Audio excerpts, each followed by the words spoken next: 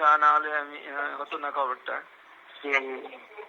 DGS কলকাতায় কালকে DGS হেডকোয়ার্টারকে ফোনে কথা বলেছি, বলুন খুব ঘনিষ্ঠ, যেন সঙ্গে সঙ্গে জানাতে বলছি কোনো খারাপ খবর থাকলে আমি দরকার হলে কলকাতা চলে যাবো, একদম যতটা করা সম্ভব।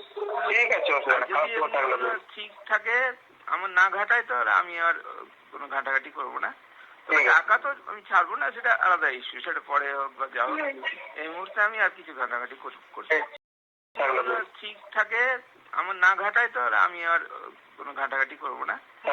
ঠিক থাকে, আমার না ঘাটায় তো আমি আর কোনো ঘাটাঘাটি করবো না।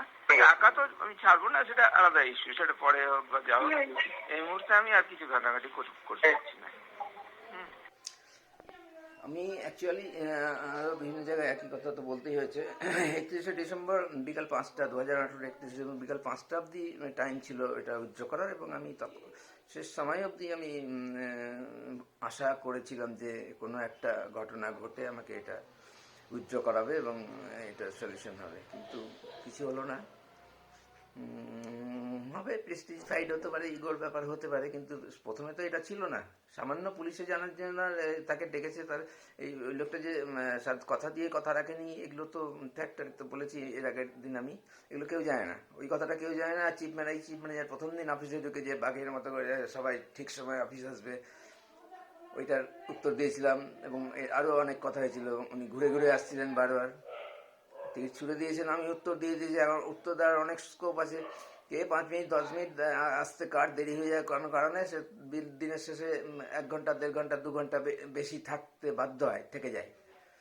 সে যদি আসার সময়টা ঠিকঠাক ধরে, তো আমি সেটাই বলেছিলাম যে যাওয়ার সময়টা ঠিক মতো দেখবেন। প্রথমে হ্যাঁ বলে দিয়ে পরে ওটাকে পাল্টাতে চেয়েছিল যে কেন যাওয়ার সময়টা দেখতে পাবে না। এটা কি বললাম আমি, তখনও তো আমি প্রস্তুতি নিচ্ছি, কিন্তু এটা তো প্রস্তুতির একদম শেষ দিকে। এতদিনে তো স্যাংশন হয়ে গেছে অলরেডি। 26শে নভেম্বরের পরে আমি তো ডিসেম্বরে গেছি লিভ অ্যাডজাস্ট করতে। আমি কি বললাম যে এখনো যদি আমাকে না ঘাটায়, মানে আমি তখনও থাকবো, এটা প্রস্তুতিও চালাচ্ছি, কারণ না হলে তো 3 মাসের লক ইন পিরিয়ড আছে, 3 মাসের নোটিস পিরিয়ড আছে আর কি।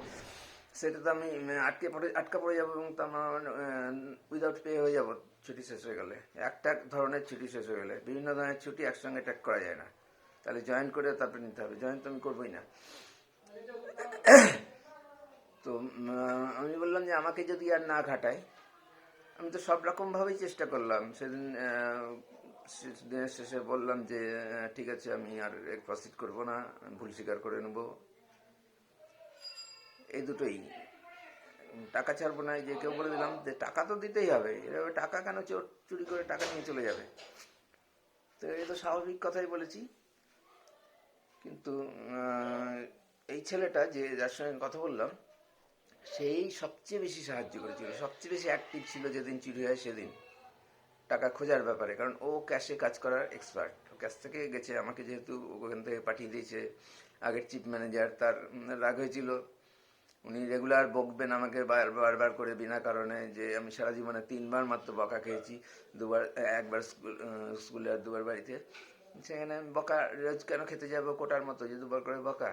বহু ভালোভাবে বলেছি, ওনার পছন্দ হলো না, যখন প্রতিবাদ করলাম নিচে ক্যাশে পাঠিয়ে দিলেন। এমনিতে বাকি সব ওনার ভালো ছিল, খুবই ভালো ছিল। তো ম্যানেজারদের বা হেড অফ দ্য ডিপার্টমেন্টদের এরকম হয়, আমার অভিজ্ঞতা আছে, বিভিন্ন জায়গায় বলছি। তো ওই ছেলেটা সে পাল্টে গিয়ে এমন হয়েছে যে সে ফোনটা কেটে দিয়েছে। শুরুতে যে জায়গাটা ধরলাম না, ভয়েস রেকর্ডে আছে, এই ফোনটা কেটে দিয়েছিল কথা বলতে বলতে। তারই উত্তর দিল যে ফোনটা কেটে দিয়েছিলাম, চিফ ম্যানেজার এই কাছাকাছি এসেছিল বলে।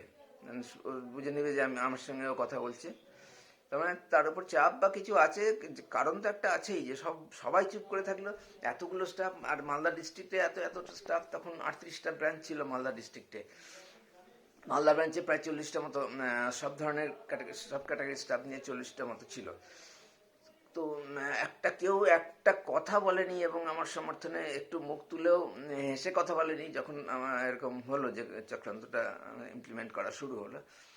কাজেই কী করে পাল্টালো এই ছেলেটাও আমি জানি না।